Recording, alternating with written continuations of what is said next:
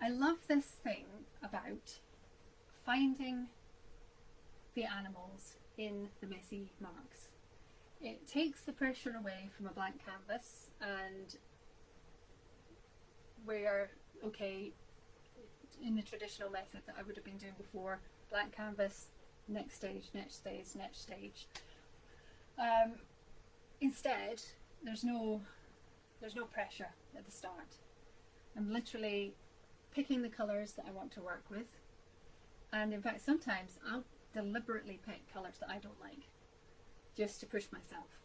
So I have, for the majority, I would say that these Out of Chaos pieces that I've got are done on paper. I quite like the surface. It's Canson mixed media paper. It feels just like cartridge paper, but it's a wee bit thicker, and it also takes wet media as well as dry. It will buckle slightly if there's too much wet on it, but it is quite sturdy, which I like. So I enjoy just playing with paint first off, trying to keep colours as clean as possible, so I don't want to end up with mud, but I do like putting some over other ones that changes the effect. I use tools to scrape through, so I would use, here's one of my favourites, kitchen fork to score through the paint. I might use some ink-like substances and blow it with a straw and let that run across my paper. I've got some spatulas and stamps and things that I use. I really just have a whale of a time. Anything in the kitchen that is probably supposed to go out to the recycling or the bin gets used in my paintings. So ends of paper rolls get stamped on. Lots of wine bottle corks.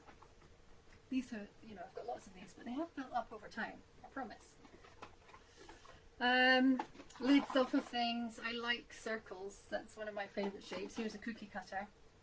I don't use these too much because they're a bit, it can push into the twee a little bit too much if I use them that way. So I use those tools to make marks in the paint, and then to give me something to respond to, I might take a squeezy bottle with some runny white paint usually, and I'll just make a random squiggle and let that dry, and then I'll have a look and see what I see in those marks.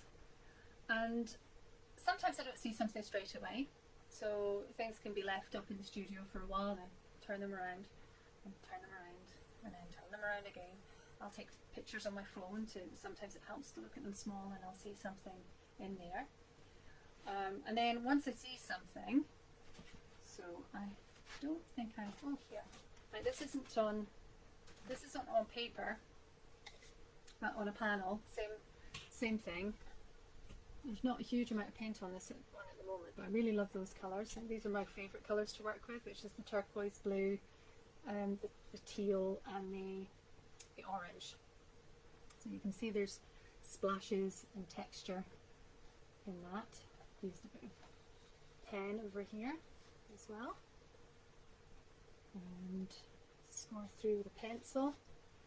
And that is my starting point, whether it's on paper or panel or even on canvas.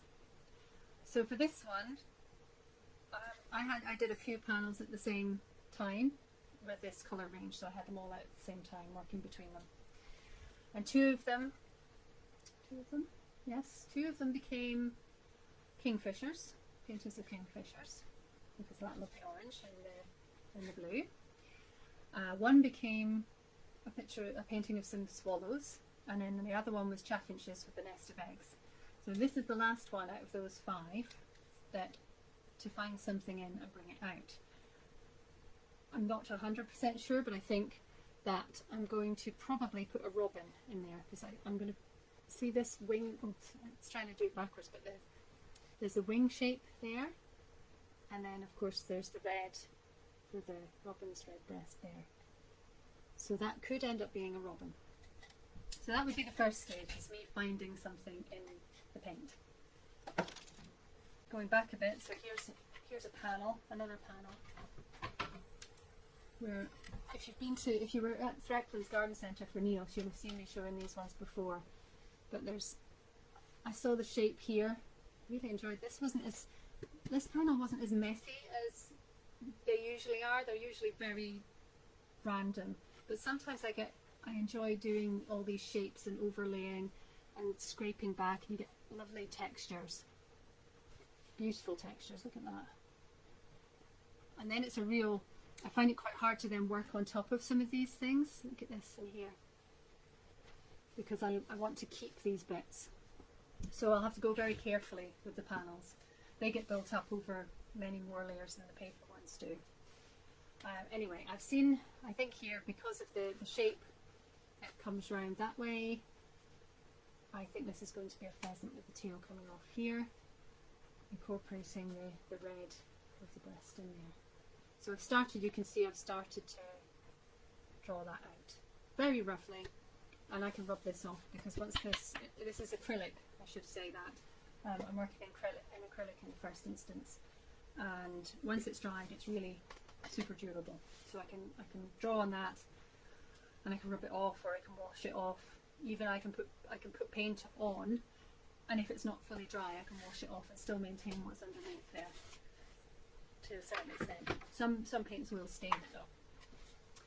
This one, same thing. Some random shapes in there. This is stencil that I used, and in there, if you can see it, is a fox. So fox face, ear, coming down to the back area here, and tail coming off this way, even to the white tip there. So I'm actually quite looking forward to bringing that one out. But it's been quite handy having these at various stages so that I can explain to people how I work.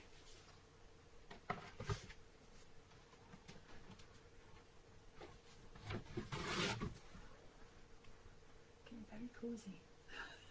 I've put the heating off. So the next stage, as I said, is to send the background away. So I've found in here, I found my salmon. And you'll see that the background is paler than the main subject.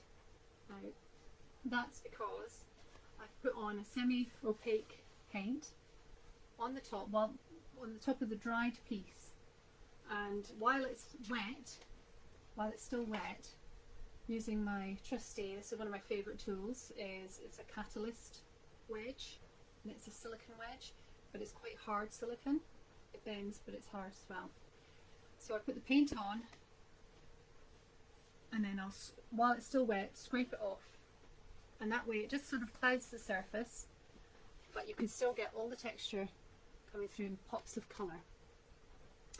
And if I've covered something up a little bit too much that I want to bring back, so I can really quite like some of these citrusy colours, then I'll take something I don't have with me, but like one of these green scourers, and I'll just take it back a bit to allow that to pop through again. So that one is at the next stage, and so is this one. So when I'm deciding where it's going, I do actually follow lines that are already there in the paint. I don't just draw something on that I want to and then take the background away. I actually follow the lines and the marks that are already there. So that way I genuinely don't know what it's going to be when I start, and even once I've got to that stage, even once I've seen something, I don't know how it's going to look in the end. So from that point I would start bringing out more detail and just being a bit more cautious about what I do.